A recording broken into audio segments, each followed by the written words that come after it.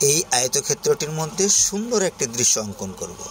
এখন দেখো এর মধ্যে সোজা করে একটা ভাঁজ করে একটি রেখা অঙ্কন করলাম, আরেকটি এইখান থেকে আরেকটি রেখা টানবো, ভাঁজ করে লেগে দিলাম, এর উপরে আরেকটি রেখা অঙ্কন করব ঠিক একটু ভাঁজ করে। এবার সুন্দর একটি ঘরের চাল অঙ্কন করব। দেখো সুন্দর একটি চালা হয়ে গেল, উল্টো একটি ভি অঙ্কন করলাম, ডাবল করে দাগ দিয়ে নিচে জুড়ে দিলাম, ঠিক এপাশেও আর একটি দাগ দিয়ে জুড়ে দিলাম। এবার একটু ডিপ করে দিতে হবে। এবার এইখান থেকে সোজা করে এই লাগিয়ে দিলাম, এবার উপর দিকে তুললাম, সোজা করে এখানে লাগিয়ে দিলাম। সুন্দর একটি ঘরের চালা অঙ্কন করা হলো। দেখো সুন্দর একটি ঘর শেপ হয়ে গেল। এবার একটু ডিপ করে দিতে হবে। এবার ওপাশে একটি অংশ দেখা যাচ্ছে ফ্রেমের, করে ফেললাম। এবার জানলা দরজাটা এঁকে নিতে হবে। জানলা দরজাটা এঁকে নিচ্ছি। দরজাটা আঁকা হয়ে গেল। এবার জানলাটা আঁকতে হবে। জানলাটা আঁকা হয়ে গেল। একটি ঘরের সুন্দরতা বৃদ্ধি পায়, ঘরের জানলা দরজা স্বয়ংসম্পূর্ণ আঁকতে হবে। তো আমরা এঁকে ফেললাম, সুন্দর একটি ঘর এঁকে ফেললাম। এবার চালের উপরে একটি রেখা টানতে হবে, অনেকগুলো রেখা টেনে দিতে হবে সোজা সোজা করে, তাহলে চালের রেখাটা দিয়ে দিলাম। এবার দেখো আমরা ঝোপ অঙ্কন করব। ভাঁজ ভাঁজ করে দূরের ঝোপটা এঁকে দিলাম, আরেকটি দূরের ঝোপ অঙ্কন করলাম, হয়ে গেল। এবার আমরা দূরের একটি পাহাড়ের ছবি আঁকব। একটা পাহাড় এঁকে নিলাম, আর একটি পাহাড় অঙ্কন করব। দেখো খুব সহজে। এবার দেখো দুই পাহাড়ের মধ্যে যদি একটি সূর্যের ছবি আঁকা যায় তাহলে খুব সুন্দর লাগে, তাই এঁকে দিলাম, একটি সূর্যের ছবি এঁকে দিলাম। আরও ভালো লাগবে যদি এর কিরণটা এঁকে দেওয়া যায়। দেখো কিরণটাও এঁকে দিলাম, কত সুন্দর লাগছে দৃশ্যটা, খুব সুন্দর দেখাচ্ছে। দুই পাহাড়ের মাঝখানে সূর্যটা উঠেছে, ঠিক আছে। এবার দেখো, এবার আমরা আরেকটি সুন্দর দৃশ্য অঙ্কন করব। ঘরের পেছনে ভি দিয়ে একটি সুন্দর গাছ অঙ্কন করব। ভি দিয়েই কিন্তু সবথেকে সুন্দর একটি গাছ অঙ্কন করা যায়। এবার আমরা গাছের পাতাগুলো আঁকছি। দেখো এই ভাঁজ ভাঁজ করে টেনে দিলাম। দেখো গাছের পাতা খুব সহজে কম সময়ের মধ্যে একটি গাছ এঁকে ফেললাম।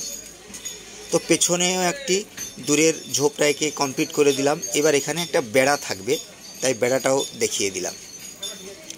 এবার দেখো আরও সুন্দর করার জন্য এখানে যে ফাঁকা অংশটা রয়েছে এখানে ইউ করে দিচ্ছি, ফুল অঙ্কন করব। দেখো ফুল অঙ্কন করার একটি সহজ পদ্ধতি।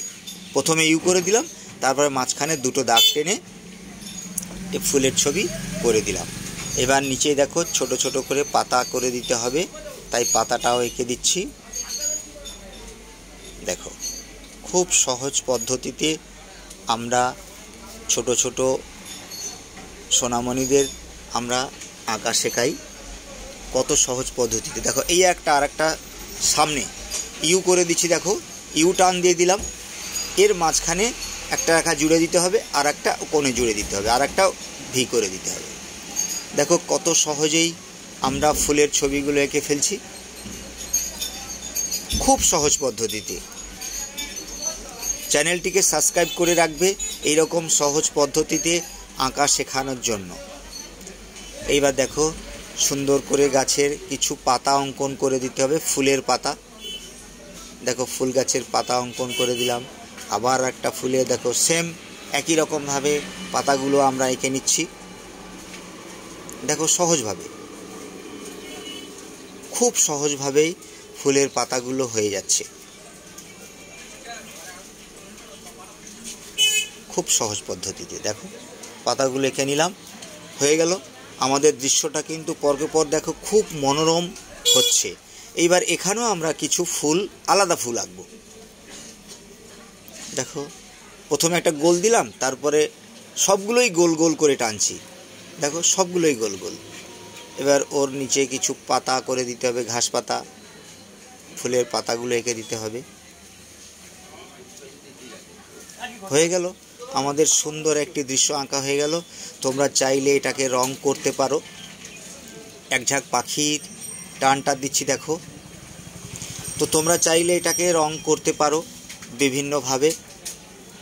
রং করার পদ্ধতিটা তোমরা একবার দেখে নিও। আমি একরকমভাবে রং করেছি, রং করলে আরও সুন্দর লাগবে, তাই আমি রং দেখাচ্ছি না এখন। রং করতে গেলে তোমাদের অনেকটা ভিডিও বড় হয়ে যায়, তাই আমি রং শেষে দেখিয়েছি, তোমরাও দেখে নিতে পারো। খুব ভালো লাগছে। তোমরা ভিডিওটিকে সাবস্ক্রাইব করে রাখো, তাহলে নিত্য নতুন এইরকম নতুন নতুন ভিডিও পাওয়ার জন্য তোমরা আমার চ্যানেলটিকে সাবস্ক্রাইব করে রেখো। এবার দেখো, দূরের যে ঝোপগুলো দেখা যাচ্ছে তার কিছু ডালপালা হালকা করে টেনে দিচ্ছি। দৃশ্যটিতে ফিনিশিং টাচ দিয়ে দিলাম। তোমরা দেখো আর আঁকো। দৃশ্যটিতে এমনই রং করলে কেমন লাগে তোমরা কমেন্ট করে জানাও। হরে কৃষ্ণ, রাধে রাধে বন্ধুরা, রাধে রাধে।